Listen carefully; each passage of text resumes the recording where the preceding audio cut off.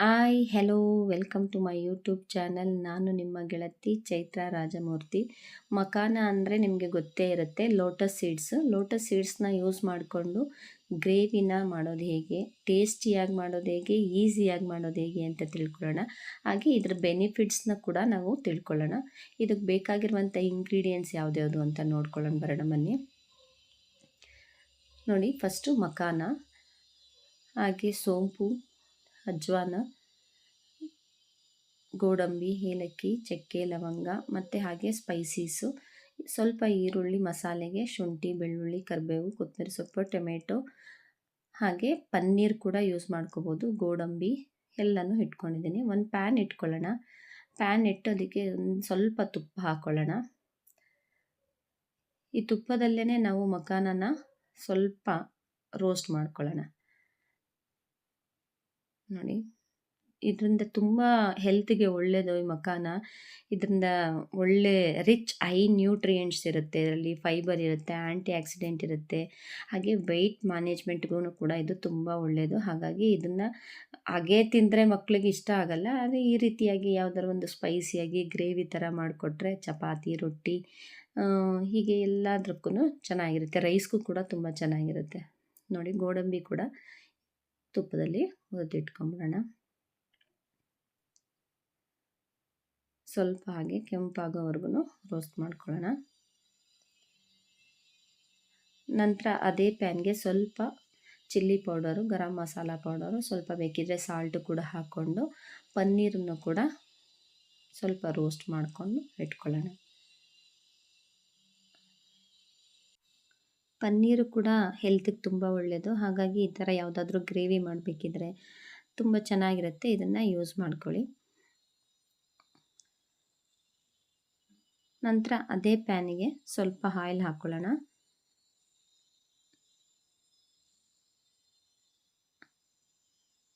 ನಾವು ಮಸಾಲೆ ರುಬ್ಬಕ್ಕೆ ಏನೆಲ್ಲ ಇಟ್ಕೊಂಡಿದ್ವಿ ಅಲ್ವಾ, ಹಸಿರು ಮೆಣಸಿನ್ಕಾಯಿ, ಸ್ವಲ್ಪ ಶುಂಠಿ, ಬೆಳ್ಳುಳ್ಳಿ, ಹಾಗೆ ಕರಿಬೇವು, ಸ್ವಲ್ಪ ಪುದೀನ ಎಲ್ಲ ಹಾಕ್ಕೊಂಡು ಸ್ವಲ್ಪ ರೋಸ್ಟ್ ಮಾಡ್ಕೊಳ್ಳೋಣ. ಅದಕ್ಕೇ ಚಕ್ಕೆ, ಲವಂಗ, ಒಂದೇ ಒಂದು ಏಲಕ್ಕಿ ಎಲ್ಲ ಹಾಕ್ಕೊಂಡು ಸ್ವಲ್ಪ ರೋಸ್ಟ್ ಆಗಲಿ. ನಂತರ ಒಂದು ಅರ್ಧ ಈರುಳ್ಳಿ ಸಾಕು, ಒಂದು ಉಂಡೆನಲ್ಲಿ ಒಂದು ಅರ್ಧ ಈರುಳ್ಳಿ ಸಾಕು, ಅಷ್ಟು ಮಾತ್ರ ಹಾಕ್ಕೊಳ್ಳಿ. ಸ್ವಲ್ಪ ಗಸಗಸೆ,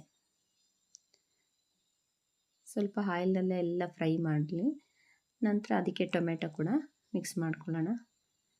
ಟೊಮೆಟೊ ತುಂಬ ಹಣ್ಣಾಗಿದ್ದರೆ ಚೆನ್ನಾಗಿರುತ್ತೆ. ನನಗೆ ಸ್ವಲ್ಪ ಕಾಯಿ ಥರ ಇರೋದಿತ್ತು, ಹಾಗಾಗಿ ತುಂಬ ಚೆನ್ನಾಗಿ ಸ್ಮ್ಯಾಶ್ ಮಾಡಿಕೊಂಡ್ರೆ ಚೆನ್ನಾಗಿರುತ್ತೆ. ಸ್ವಲ್ಪ ಚೆನ್ನಾಗಿ ಫ್ರೈ ಆಗಲಿ, ಅದು ಸ್ಮ್ಯಾಶ್ ಆಗಿದ್ರೆ ಚೆನ್ನಾಗಿರುತ್ತೆ. ಅದಕ್ಕೆ ಸ್ವಲ್ಪ ಕೊತ್ತಂಬರಿ ಸೊಪ್ಪು ಕೂಡ ಹಾಕ್ಕೊಳ್ಳೋಣ. ನಂತರ ಗೋಡಂಬಿ ಕೂಡ ನಾವು ಆವಾಗಲೇ ರೋಸ್ಟ್ ಮಾಡ್ಕೊಂಡಿದ್ವಲ್ವ, ಅದು ಗೋಡಂಬಿ ಕೂಡ ಸ್ವಲ್ಪ ಅದಕ್ಕೇ ಮಿಕ್ಸ್ ಮಾಡಿಕೊಂಡು ಚೆನ್ನಾಗಿ ಅದು ಫ್ರೈ ಆಗಲಿ. ನಂತರ ಅದನ್ನೆಲ್ಲ ಜಾರ್ಗೆ ಟ್ರಾನ್ಸ್ಫರ್ ಮಾಡ್ಕೊಳ್ಳೋಣ.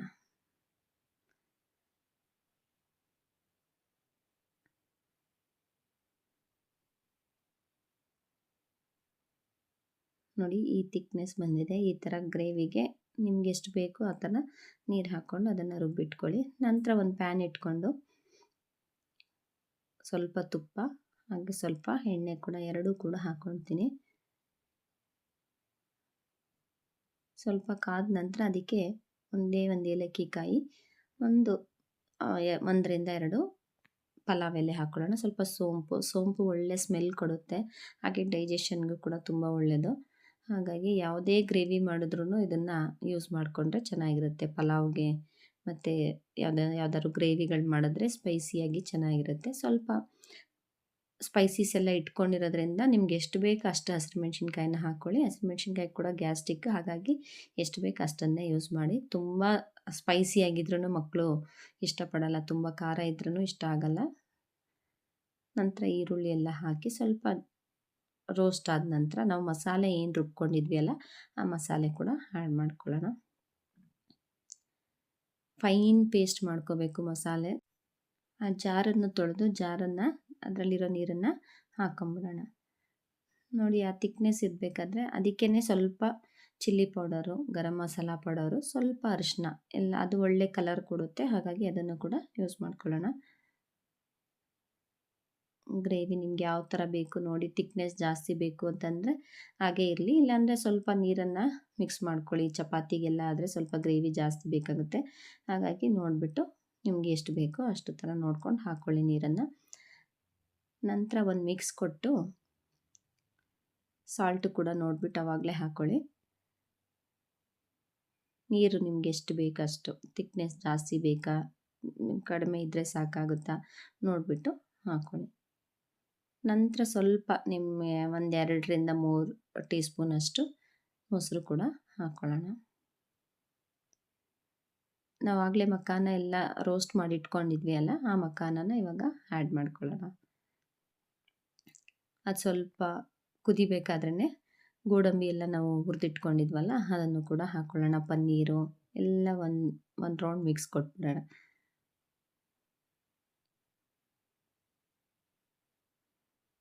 ಯಾವುದಕ್ಕೆ ಬೇಕಾದರೂ ನೀವು ಯೂಸ್ ಮಾಡ್ಕೋಬೋದು. ಚಪಾತಿ, ರೊಟ್ಟಿ, ರೈಸು ಎಲ್ಲದಕ್ಕೂ ಯೂಸ್ ಮಾಡ್ಕೋಬೋದು. ಚೆನ್ನಾಗಿರುತ್ತೆ. ದೋಸೆ, ಇಡ್ಲಿ ಎಲ್ಲದಕ್ಕೂ ಯೂಸ್ ಮಾಡ್ಕೋಬೋದು. ತುಂಬ ಚೆನ್ನಾಗಿರುತ್ತೆ. ಒಂದು ಸತಿ ಟ್ರೈ ಮಾಡಿ. ಮೇಲೆ ಸ್ವಲ್ಪ ಮೇಥಿ ಪೌಡರು ಮತ್ತು ಕೊತ್ತಂಬರಿ ಸೊಪ್ಪನ್ನು ಕೂಡ ಹಾಕೊಂಬಿಡೋಣ. ಲಾಸ್ಟಲ್ಲಿ ಸ್ವಲ್ಪ ಕ್ರೀಮು ನೋಡಿ, ಈ ಥರ ಹಾಕಿ ಫುಲ್ಲು ಮಿಕ್ಸ್ ಮಾಡಿಕೊಂಡ್ರೆ ಒಳ್ಳೆ ಘಮ ಬರ್ತಾ ಇದೆ.